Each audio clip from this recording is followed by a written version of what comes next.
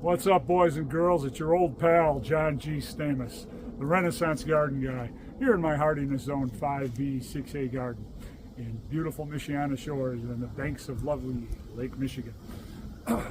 Cold as hell today. Really, really cold winter day, somewhere around 10 degrees Fahrenheit. Nice and cold.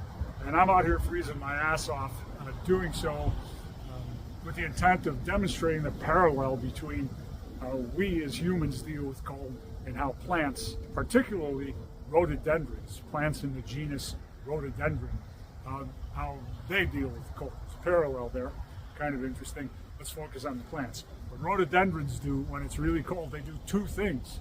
It looks like it's just like they're just shriveling up and just doing one thing, but they're really doing two things, or two actions that rhododendrons undertake when it gets really cold. They droop their leaves and they curl their leaves. So two different things. The leaves, which are normally in a horizontal position, soaking up sunlight, are now in a vertical position, down. And they're usually unfurled in the summertime and flat and doing cool things. Now in the wintertime, they're curled. So they're drooping and they're curling. And there's a specific reason that they're doing this. Actually, two reasons. I'm going to cite a really, really fascinating article by noted plant expert, PhD Matt Candeas, and also a podcast episode. His wonderful podcast in defense of plants. He's also got a great book out by the same name. Matt Candeas, brilliant guy. I love his stuff.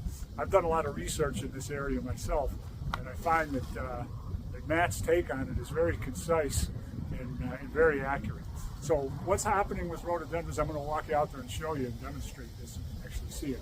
What they're doing is they are drooping, making their leaves vertical rather than curling. They're curling. And this is happening for two reasons. Now, rhododendrons typically grow in the understory of taller trees. In other words, you got big trees with full leaf canopies in the summertime. Rhododendrons are growing in the shade. And that's the case here in my garden. I've got a massive oak forest all around, and in the summertime, those trees are completely leafed out, creating a great deal of shade out here in my garden. And my rhododendrons are really happy in those conditions.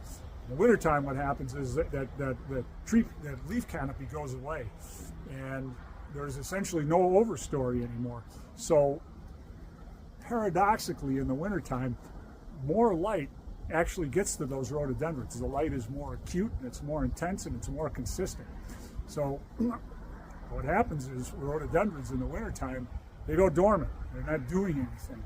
But the chloroplasts, those little organelles, those little cells in their leaves, continue to process the sunlight that's now more intense in the wintertime. So because the plant is dormant, it's got no way to dissipate that energy. So that energy is stored in those organelles and those chloroplasts, and that energy can cause damage to the leaves and to the plant itself. So in order to minimize the surface area of the leaves and its consequent capabilities, photosynthesis capabilities and light absorption capabilities, it'll drop those leaves and make them vertical. So they're no longer, kind of flat and horizontal and soaking up that sun. So that's their first mechanism of defense. They don't want to store too much energy that they can't dissipate, because it'll damage them, it'll damage the leaves, it'll damage the plant. So those leaves go vertical, sort of, deflecting some of that light away, minimizing the surface area, the actual exposure to sunlight. The second thing that rhododendrons do, in addition to making their leaves go vertical, drooping, is they curl. And the reason this happens is rhododendrons completely freeze, their leaves completely freeze at minus 8 degrees Celsius or positive 17.6 degrees Fahrenheit. They freeze.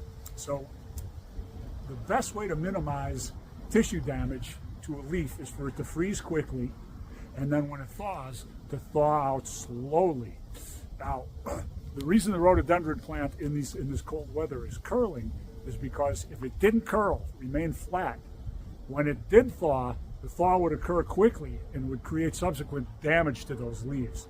So they don't want to do that. They want to slowly thaw. They'll freeze really quickly and slowly thaw. And the way they slowly thaw is by curling. So this rhododendron is doing two things to protect itself in the cold. It is drooping its leaves and making them vertical rather than horizontal, and that's to minimize the potential damage from too much sunlight. And it's also curling those leaves, and that's to minimize a fast thaw when temperatures rise, which will also create damage to the leaf and its cells and tissues. So that's the story.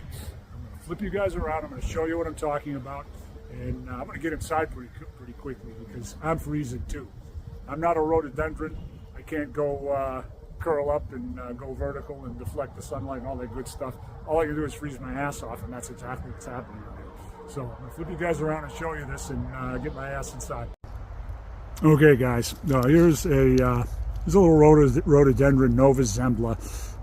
Incidentally, I planted this guy. It was literally about 3 inches tall when I planted it. It's about 5 years old, and it's growing at a great rate. But you can see what I'm talking about. The leaves on this rhododendron have gone vertical. Normally they're out on a horizontal level like so, but not anymore. They're vertical, and they're also curled. And they're doing this again. They're vertical to minimize the amount of sunlight that they are absorbing and cannot dissipate because they're dormant. And they're curling because the leaves are essentially frozen. They've frozen quickly, and they don't want to thaw quickly. They want to thaw slowly. And this curling position slows the rate at which they thaw. And that's how the rhododendron protects itself from damage in the cold. So guys, that's the long and short of rhododendron cold protection action here in my hardiness zone 5B 6A garden. So what I'll ask you to do is subscribe here to the Renaissance Garden Guy YouTube channel. Of course, visit renaissancegardenguy.com. That's the wonderful digital publication, the website. Lots of really, really great stuff from great contributors, fabulous written content, also links to the Renaissance Garden Guy podcast. A lot of creative stuff, not just gardening, includes the whole place. Now you got the skinny on rhododendrons and how they handle the cold. Now you're going to get the skinny on how I handle the cold. Namely, turning this camera off, getting my ass inside and warming up. You guys take care. Catch you later.